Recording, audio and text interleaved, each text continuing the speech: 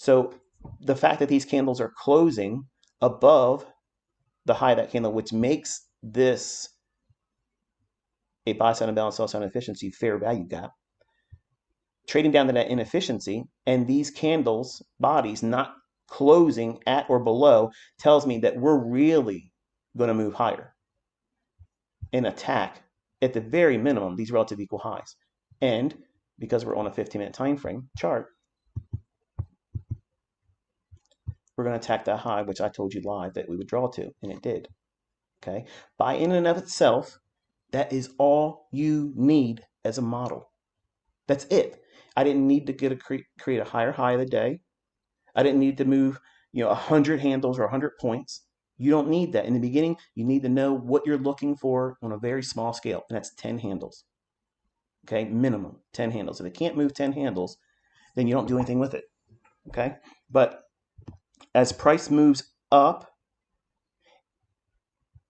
in this range here, we want to determine how we can also scale in, because say you didn't get in down here towards the lower end, below the 50% of that gap between this candle's low and this candle's high. And I'll add that rectangle so that we know what I'm referring to visually. Because if this is your first time, it's probably going over your head. And I'm trying to be very, very thorough, but not too thorough to lose you. But this big candle here, it creates an imbalance. And when it trades down like this, you want to be buying in that. Okay, I have students sometimes say, well, why are you buying here and down in here? Why don't you just buy one time? Well, because the market could go down just a little bit and then stop right there and go higher. It can go down to the midpoint of the gap, which is this level here, and go there and stop and go higher. Or it can go all the way down and close, or go past it a little bit like it does here. And I don't know that, but I want to secure my largest position. I'm doing my largest entry first. So if I was buying, like say for instance, I was going to do a position of 10 contracts, I would go in at 6 right here at the upper quadrant. He's teaching quarters theory. No, I'm not. No, I'm not. Here is 25%, and we'll toggle to 75%. Okay. And now that what that does is it grades in quarters the low and the high of that buy side imbalance, sell side inefficiency. See that? So I could be buying right there at 6 contracts. I can add 2 more there and 2 more there. So I would be positioned for 10 contracts. Yes, my 6 contracts would be in a little bit drawdown when it trades to here. And then it would be in further drawdown because I add 2 more there when it drops down to here. I'm completely fine with that because my risk would be affording a move down to this candlestick's consequent encroachment. I'm at least considering it going to at least move that far. Now, why that? Why that? Because the likelihood of it coming all the way down to halfway of this wick, while it's possible, it's unlikely to do that. Why? Because we had that swing low there. So this wick went lower than this wick's low did. So this is the one that if it's going to reach into a wick or midpoint of a wick, it's going to go into that one as an extreme. And you can see we did go past it a little bit, but we didn't even get to the midpoint. See that? So that's how I would have placed my stop and managed my stop there as I was entering here, here, and here. And some of you might think, well, that's a lot of range. Well, it's relative to your account balance. It's relative to what you're willing to assume in risk. If the risk is too large and I can't facilitate that risk percentage on 6 contracts, then I would start with 4 or 3 or whatever. And then I would have to work with adding singles as that worked higher up. So it's how I'm balancing my total risk based on my equity. And then also what I anticipate is permissible in the current market structure. What is it likely to do? What is it unlikely to do? And then where's the gray area that feels like it's the highest probability of me being efficiently executing and not absorbing or taking on considerable risk and affording myself the potential for price to run in my favor. So if we have this here, I'm going to drop out of the 50-minute chart because everything I'm annotating here we'll be able to see on a 5-minute chart. I want you to see. Now over here on the 5-minute chart, I'll maximize it. Now look what's going on here. We drop down. Look how much work they're doing at the lower quadrant, the 25% from this candle's high to that candle's low. So there's 5 points inside of that range that I'm interested in. It's obviously the low, it's the high, and the midpoint, but there's 2 quadrants, the upper quadrant and the lower quadrant. Look how price is behaving. See what it did here? See how that overlaps with this down closed candle's high? That's an order block. It's not just a down closed candle that makes it an order block. It's the narrative that it's a bullish day. We did come down into this and close up that buy sign imbalance, sell sign inefficiency. And then does price support at the lower quadrant? Look what it's doing here. Is it doing it? Yes. Is that quarters theory? No. Is it algorithmic? Absolutely. And does the market run higher there? Yes. And it drops right back down into this buy side imbalance, sell side inefficiency, that one single candle, which is the same thing we're annotating on the 50-minute chart that's seen here in 3 5-minute candlesticks. That singular one pass higher there is a replication of this larger one just in a smaller time frame. But look what it does. It allows you to see if it trades back down into the upper quadrant, which is completely permissible, and it trades down to this candlestick's high. What is the candlestick's high? Look right up here. What's the candlestick's high right there?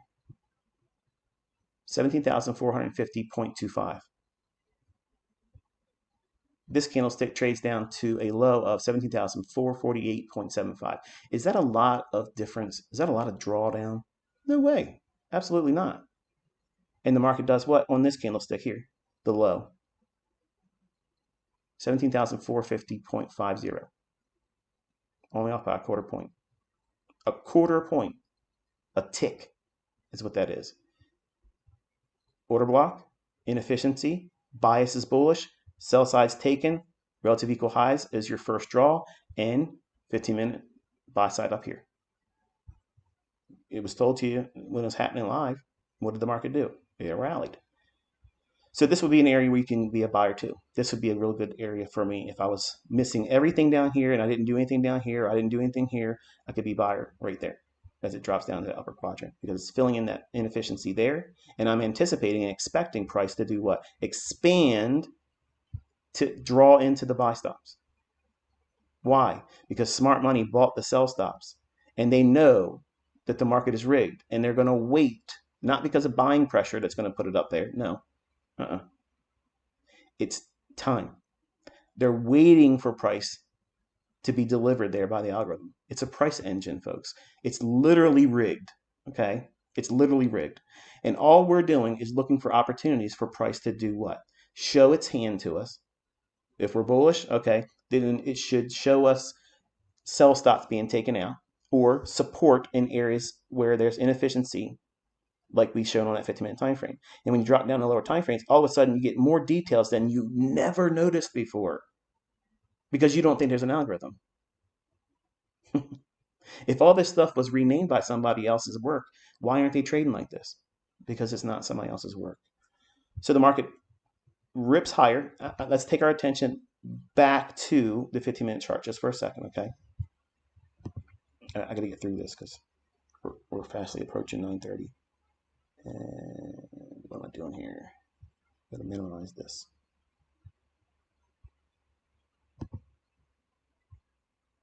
This, and then that's what I'm looking for. There you go. So we'll 15-minute time frame. We'll maximize that real quick. So we have this buy side imbalance, sell side inefficiency. It trades down into it, and then there's this gap I mentioned earlier. Okay. Now think. What is an inversion fair value gap? ICT, how do you know when you're doing your live trades and you're annotating them, you're calling an inversion fair value gap before it even forms, before it even trades there? Right. That's authorship. You would expect that, right? So let's go into it here. From this candlestick's low to that candlestick's high. Are you having fun? Are you learning anything today? Because I tell you, man, if I was my 20-year-old self and some guy was on the internet showing me this stuff over live price action, I don't know, I would be giddy. So now think, okay? If I'm bullish, if I'm expecting price to go up to here, and we're only right here, and we're trading up into it. Everyone else that thinks that they see this as a liquidity void, or stocks being hunted and a liquidity void, and we're going lower, they would see that as a short entry. Not me. Not me. And I can say that because you watch me do it example after example of live executions. When I called it on Twitter a lot, I would say, okay, take that fair value gap, extended to the right. What am I telling you? I'm telling you that this right here, this sell side imbalance, buy side inefficiency, where the candlestick's low of that candle right there, which is that. Let me move it over just a little bit so you can see again. Let me zoom in actually, because I want to make sure you understand exactly what's going on here. I want your money's worth, okay? So this candlestick's low, and this candlestick's high right here. That portion on this candle, that's what I'm highlighting. What is that? The algorithm will go right back to this time frame, right back to this range in price action, being this. That candlestick's low, and this candlestick's high. And we're gonna darken up that rectangle's mid level. Okay, and I want that to be bolder like that. Okay, so that's what I'm highlighting there. Okay, and let's go back out to, oops, a little too far. Already, some of you already see what's going on, don't you? I can't believe it. I can't believe this stuff really works.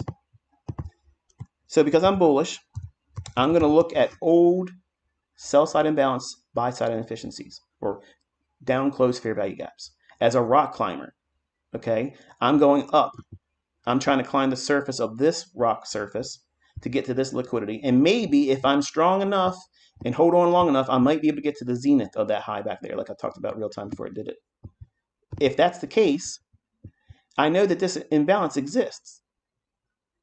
Because if this is there on the sell side delivery, part of a what?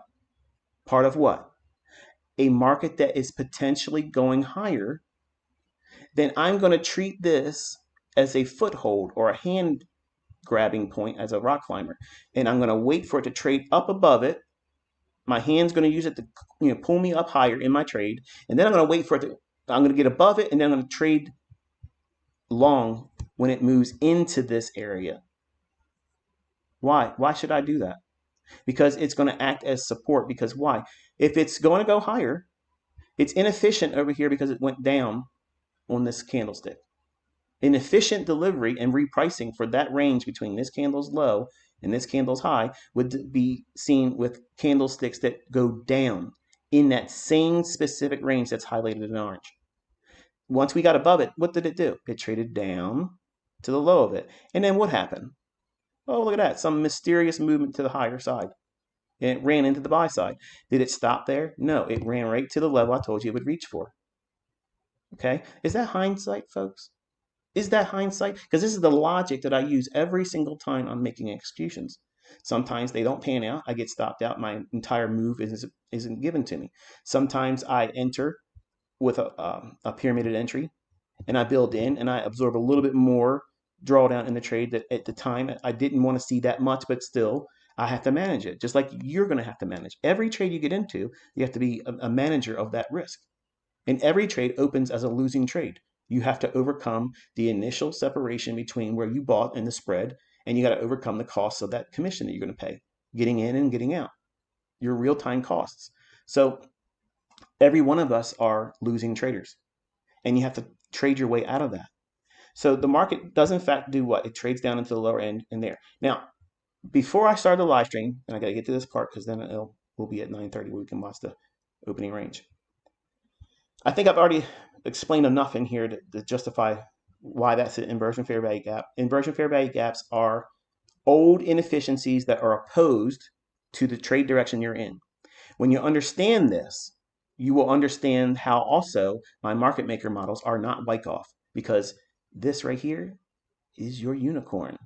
second stage reaccumulation, smooth consolidation, smart money reversal, low risk buy, accumulation, reaccumulation, second stage. Whoop, whoop, whoop. Where's the biggest move? Right there. Hello. So, oh, I love this. Anyway, we're going to go down into the 1 minute chart. Okay, so now we have all the details over here on the 15. We can see the same thing being shown on the 5 minute chart. Look at the bodies. What are they respecting? Midpoint of that inversion fair value gap. That's a signature. That's a signature.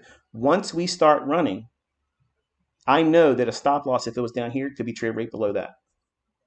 And I don't care. I won't worry about it. It could trade down to the lower quadrant. It could trade right down to the lowest of the low. And I'm underneath that low. And that's why you see me sitting in my trades. And you're just waiting. You're waiting for it to tick there. Get my stop. If it was Forex, it would never stay like that because the spread would open up because the brokers do that. So let me get in here and map out what I showed or what I intend to show you on the 1 minute chart. All right, so here is the 1 minute chart. And right in here, I started off this conversation with right below these lows, there'd be what? Sell side liquidity. And the market trades down, takes that liquidity out. At a time when we're in an inversion fair value gap, at a time where it would afford me a run up into 10 handles. Okay, so if I can get 10 handles there, I don't need to have the lowest low and I don't need to have the highest high. So if I know it can likely draw up to this price point here,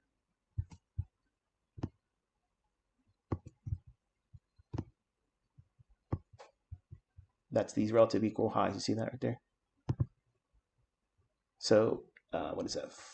17,487.75. That's this level here. 17,487.75. That's that high right there.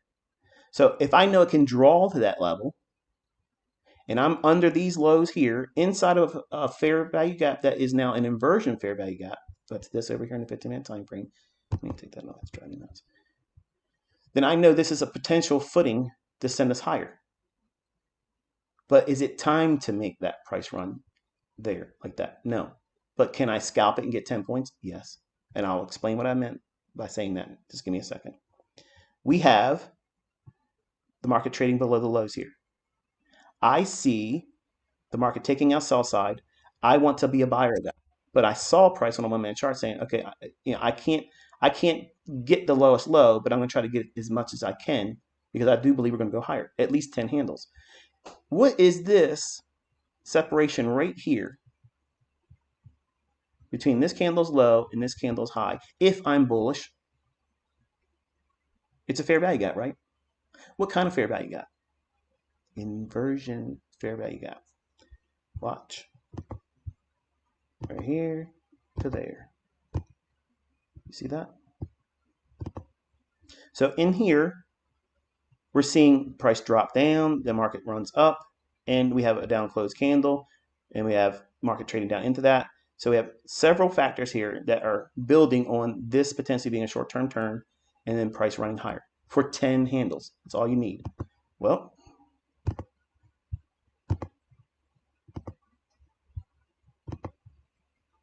there's a trade, and my first entry right there was inside that inversion fair value gap right there. See that?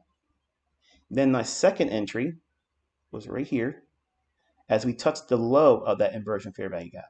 My risk was right below that low. Very, very, very small stop. And the take profit was before getting to 88 or 87, what is it, 87.75. Was before that just to get to 10 handles. That's how you start tape reading. You don't do the execution. Tape reading is not pushing a button at all. You're just watching price as it ticks and books price and say, okay, this is where I'd hypothetically expect price to go higher. And then see if it does that. And you do this for months without even pushing a demo account entry. You cannot rush this stage. You cannot rush the stage of seeing price action behave and perform a specific way. Because you're expecting to learn something that is extremely technical. It's very challenging. You're competing against extremely smart people in a market that's rigged. And most of you argue me. and fight me saying it's not rigged. It's buying and selling pressure. It's price patterns that's moving price. It's depth of market that's controlling this. And it's not. It is not. It is not doing that, okay? It's not. Now, this is not the time for the run for the day. That's the reason why I only wanted to use 10 handles. What time, Dave? What time will the market run algorithmically? For the note-taking folks, the ones that are really taking it serious, learning, macros in price action, okay? Unless we're talking about the last hour between 3 o'clock and 4 o'clock in the U.S. markets, okay? The last hour, 3 p.m. Eastern Standard Time to 4 p.m. Eastern Standard Time. There are 4 specific macros in that 1 hour time frame. Every single macro, apart from that one, is only 10 minutes till the top of the hour to 10 minutes after the hour. There's a macro in every single hour.